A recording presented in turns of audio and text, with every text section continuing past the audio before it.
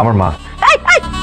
তুই আমাকে না জানি বিয়ে করে ফেলেছিস। তুমি যা ভাবছো তা না। তোর যদি পছন্দই থাকলে আমাকে জানাতি, তা না একা একা বিয়ে করে ফেললি। মা তুমি একটু শান্ত হয়ে বসো। তুমি যা ভাবছো সেরকম কোনো কিছু না। যা ভাবছি তা না মানে কি? অন্য জনের বউকে ভাগিয়ে নিয়ে এসছি। ও আল্লাহ রে আল্লাহ। আমি বিয়ে করিনি, এটা আমার বউ না। আপনি কাঁদছেন কেন? আপনি একটু বলেন না। মা আমরা ভুল করে ফেলেছি, আপনি আমাদেরকে মাফ করে দেন।